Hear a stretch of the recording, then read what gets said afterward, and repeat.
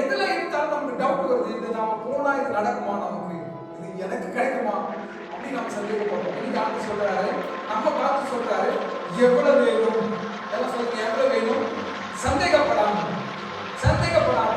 விசுவாசத்தோடு ஃபெய்த்தோடு நாம் என்ன பண்ணணுமா, அவரிடத்துல கேட்க கடவுள். அவன் அப்போ சந்தேகப்படுகிறவங்க எப்படி இருக்கிறான் பாத்தீங்கன்னா, இந்த வேவ்ஸ் எப்படி போயிட்டு அந்த அலை வந்து கடல் அலை எப்படி வந்து நிரந்தரமா இல்லாம போய் வந்துட்டு இருக்கோம், இந்த மாதிரியான ஒரு லைஃப்ல தான் நம்ம இருந்துட்டு இருக்கோம். இன்னைக்கு ஆண்டவர் சொல்றாரு, எதை எடுத்தாலும் நம்மளோட 100% உறுதியாக நம்பணும்.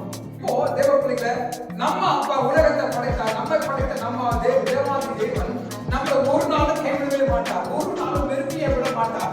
இன்றைக்கு கண்டு எகிப்தியரை காண்பதில்லை. நம்மளோட வாழ்க்கையில நிறைய தோல்விகள் வரும், தோல்வி எல்லாம் ஜெயமாய் மாறும். அல்லேலூயா. தோல்வி வரும் பொழுதெல்லாம் நம்ம ஒரு படி வந்து என்ன பண்றோம், அது எப்படி நடந்ததுன்னு சொல்லி ஆராய்ந்து அப்படி விட்டுறக்கூடாது. தோல்வியை வந்து நம்ம அப்படி விட்டுறக்கூடாது. எதனால தோல்வி வந்துச்சு, ஏன் நான் தோல்வியை சந்திச்சேன் அப்படின்னு நம்ம ஆராய்ந்து அதிலிருந்து வெளியே வர கற்றுக்கொள்ள வேண்டும். அல்லேலூயா. தோல்வி ஆழத்தில் மூழ்கி போகக்கூடாது, இருக்கக்கூடாது, அதிலிருந்து வெளிவருவதாக காணப்பட வேண்டும். இங்க சொல்லப்பட்டிருக்கிறது, எவ்வளவு வேணும் சந்தேகப்படாமல் நாம் கர்த்தரிடத்தில் விசுவாசத்தோடு நாம் கேட்க கடவோம். அந்தபடி 7ஆம் வசனத்தை வாசிப்போம். ரெண்டு மனுஷோடு கூட இன்னைக்கு நாம இங்க போனா நடக்குமா நடக்காதா, இது கிடைக்குமா கிடைக்காதா, எல்லாத்துக்கும் டபுளா யோசிச்சுட்டே இருப்போம் பாருங்க. இது செய்யலாமா செய்யக்கூடாதா, நம்மளோட வாழ்க்கையில எல்லாத்துக்குமே ரெண்டு காரியம் வந்து வாசிச்சு கூடவே இருந்துட்டே இருக்கும். ஆனா ஆண்டவர் சொல்றாரு, பாசிட்டிவான பண்ணுங்க. ஆமென்.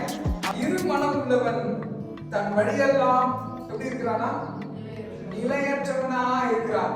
கர்த்தர் தெய்வனா கர்த்தரோடுவா, பாகால் தெய்வனா பாகாலோடு போயிடும். ஸோ எல்லாத்துக்குமே வந்து இதையும் அதையும் போட்டு குழப்பிட்டு நம்ம மாத்திரை இதுக்கு ஏன் ஆண்டவர் எனக்கு கிடைக்க மாட்டேங்குது, ஏன் எனக்கு கிடைக்க மாட்டேங்குது அப்படின்னா, ஆண்டவர் சொல்றாரு, சாமர்த்தியமான காரியங்களை நான் எடுத்துக்கொள்றேன்.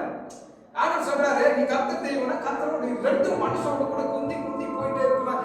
அந்த மனுஷன் வந்து டெஸ்டினி போய் அடையவே முடியாது. ஆமென். வாழ்க்கையில நம்மளோட இன்னைக்கு ஆண்டவர் சொல்ற காரியம் என்ன பாத்தீங்கன்னா, உறுதியாய் அவரை பற்றி கொள்ளும்.